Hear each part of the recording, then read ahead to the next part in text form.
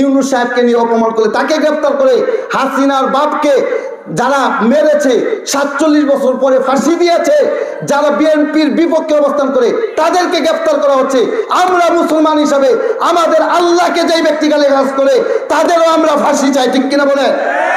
গান দুই ধরনের, এক ধরনের গান হচ্ছে শুধু কবিরা গুনাহ হয়, আরেক ধরনের গান হচ্ছে যাদের ইমানও চলে যায়। এক ধরনের গান শুনলে কবিরা গুনাহ হয়, আরেক ধরনের গান শুনলে ইমান চলে যায়। কবিরা গুনাহ হলো ভালোবাসার গান, এই যে ছেলেপেলেরা যারা শুনে তুই যদি হইতে আমার পরাণের পাখি, এইগুলো শুনলে কবিরা গুনাহ হয়।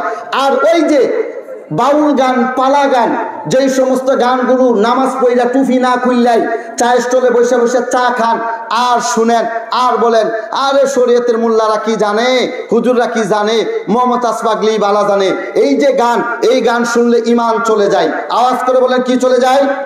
সকলে বলেন কি চলে যায়? বাউল গান শুনলে ইমান চলে যায়। বাউল গান যারা শুনেন, যারা বাজান, সকলে সাবধান হন। আপনারা জানেন আবুল সরকার নামে একজন বাউলকে গ্রেফতার করেছে প্রশাসন। কেন? ওই ব্যক্তি আল্লাহকে নিয়ে কটূক্তি করেছে। ওই ব্যক্তি বলছে আল্লাহর কোনো আগামাতা নাই, নাউজুবিল্লাহ বলেন। অনেকে তার পক্ষে সাফাই গাচ্ছে, অনেক দলের নেতা কর্মী তাদের পক্ষে স্ট্যাটাস দিচ্ছে। আজকের এই মাহফিল থেকে বলে যায় আল্লাহ আমাদের কলিজা। আল্লাহ বলেছেন আল্লাযীনা আমানু আশাদ্দু হুব্বান লিল্লাহ, যারা ঈমানদার তার সবচাইতে বেশি ভালোবাসবে কাকে? আওয়াজ করে বলে কাকে বেশি ভালোবাসবে?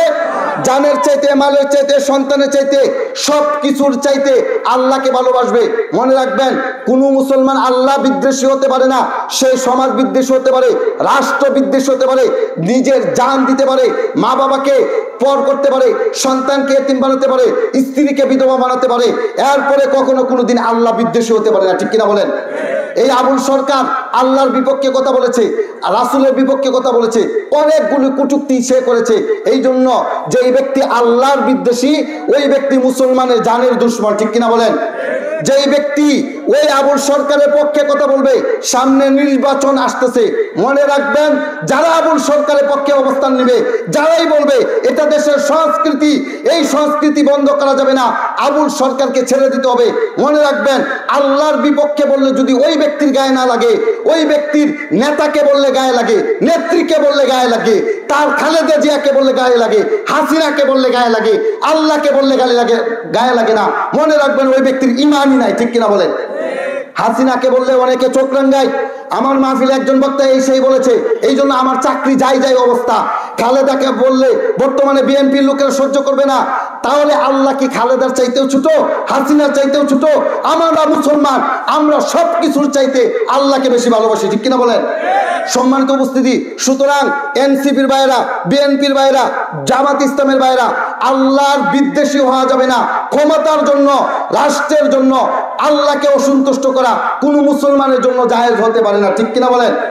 আমাদের আজকে সুস্পষ্ট ঘোষণা, এই আবুল সরকারকে ক্ষমা নয়, এই আবুল সরকারের সুউচ্চ শাস্তি হচ্ছে কোন ব্যক্তি যদি রাসূলকে গালি দেয়, আল্লাহকে গালি দেয়, মান সাব্বা নাবিয়ান ফাকতুলুহু, আল্লাহ বলেছেন ওই ব্যক্তিকে যেখানে পাওয়া যাবে সেখানে গাঁটটাকে কেটে কাল্লাটাকে দ্বিগণ্ঠিত করে দিতে হবে, ঠিক কিনা বলেন?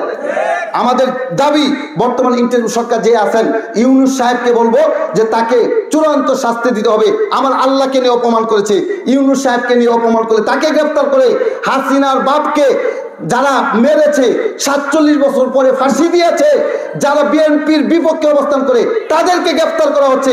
আমরা মুসলমান হিসাবে আমাদের আল্লাহকে যেই ব্যক্তি গালিগালাজ করে তাদেরও আমরা ফাঁসি চাই, ঠিক কিনা বলে? আল্লাহ তাআলা আমাদেরকে তৌফিক দান করুন, সকলে আমিন। সম্মানিত উপস্থিতি, যে কথাগুলো বললাম আমার কথার মধ্যে যদি ভুল ত্রুটি হয় আপনাদের কাছে ক্ষমা চাই, আল্লাহর কাছেও ক্ষমা চাই, আপনাদের কাছে দোয়া চাই। ওয়া আখিরু দাওয়ানা আনিল হামদুলিল্লাহি রাব্বিল আলামিন। আসসালামু আলাইকুম ওয়া রাহমাতুল্লাহি ওয়া বারাকাতুহু।